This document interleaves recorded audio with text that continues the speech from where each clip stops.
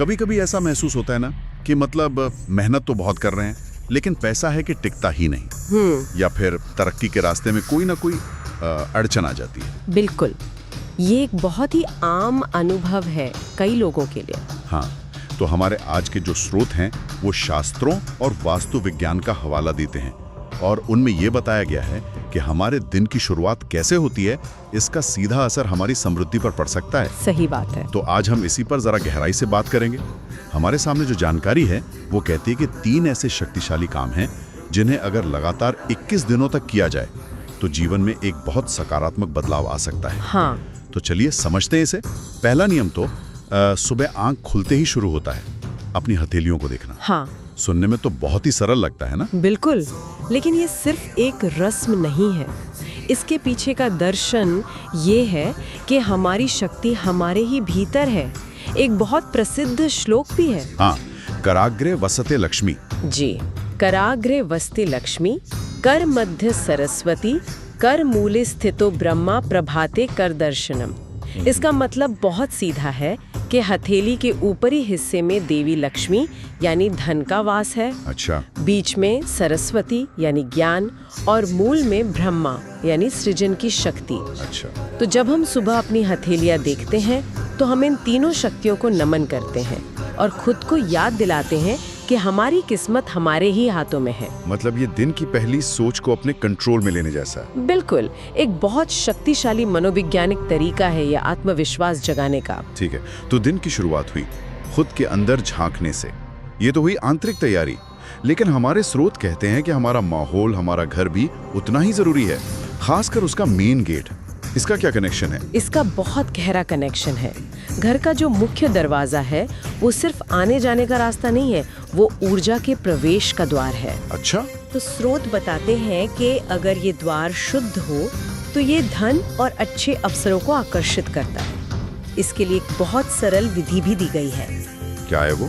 सुबह स्नान के बाद तांबे के लोटे में साफ जल लें, हो सके तो थोड़ा गंगा जल या बस एक चुटकी हल्दी मिला लें। फिर इस जल को अपने घर के मुख्य द्वार की चौखट पर छिड़कें। हल्दी? हाँ, हल्दी। माना जाता है कि हल्दी में नकारात्मक ऊर्जा को दूर करने की शक्ति होती है। तो ये क्रिया यूँ समझिए महालक्ष्मी के स्वागत के लिए घर को तैयार करने जैसी है। ये तो एक तरह से घर के लिए एनर्जी लेवल पर एक वेलकम मैट बिछाने जैसा हुआ। सही पकड़ा आपने। तो हमने मन को साधा, घर को शुद्ध किया। अब बात आती है ब्रह्मांड की सबसे बड़ी ऊर्जा से जुड़ने की। हमारे स्रोत सूर्य को सफलता और शक्ति का प्रतीक मानते हैं। अर्घ्य देने की बात तो कई लोग जानते हैं, पर इसमें एक सीक्रेट तत्व भी बताया गया है ना? आपने बिल्कुल सही पकड़ा। सूर्य को अर्घ्य देना अनुशासन और ऊर्जा को चैनलाइज करने का एक तरीका है। तांबे के पात्र से सूर्य देव को जल अर्पित करें और ओम सूर्याय नमः मंत्र का जाप करें। लेकिन जो सीक्रेट तत्व है वो है सकारात्मक संकल्प। जल चढ़ाने की ठीक बाद आंखें बंद करके बस 1 मिनट के लिए ये दोहराएं, मेरे पास धन के नए अवसर आ रहे हैं और मैं समृद्ध हो रहा हूँ। तो ये सिर्फ एक इच्छा नहीं है? नहीं, ये ब्रह्मांड को एक स्पष्ट संदेश भेजना है। इसके दोहरे लाभ हैं। एक तो अनुशासन बढ़ता है और दूसरा ये हमारे ऑरा को इतना मजबूत बनाता है कि हम अवसरों को अपनी ओर खींचने लगते हैं। वाह! तो अगर हम इन तीनों कामों को एक साथ देखें, हाँ, तो ये एक पूरा सिस्टम समझ में आता है। हाँ, ये एक पूरा इकोसिस्टम है। पहला नियम आपके मन को तैयार करता है, दूसरा आपके स्थान यानी घर को, और तीसरा आपको ब्रह्मांड की ऊर्जा से जोड़ता है। ये तीनों मिलकर समृद्धि के लिए एक माहौल बनाते हैं। बिल्कुल। 1 मिनट, मुझे यहाँ एक बात समझनी है। 21 दिन ही क्यों?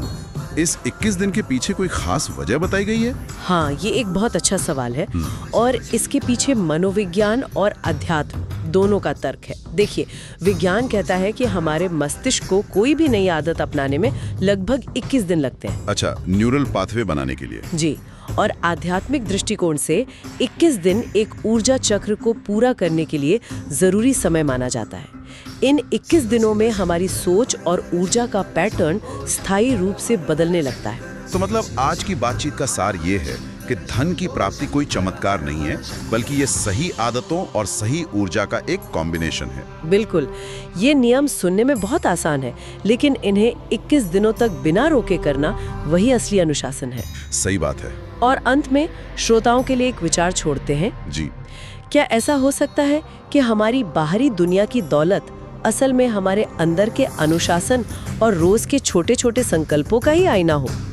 सोचने वाली बात है। ये विचार हमें ये समझने में मदद करता है कि कैसे छोटे लेकिन लगातार किए गए काम ही जीवन में सबसे बड़े बदलाव लाते हैं।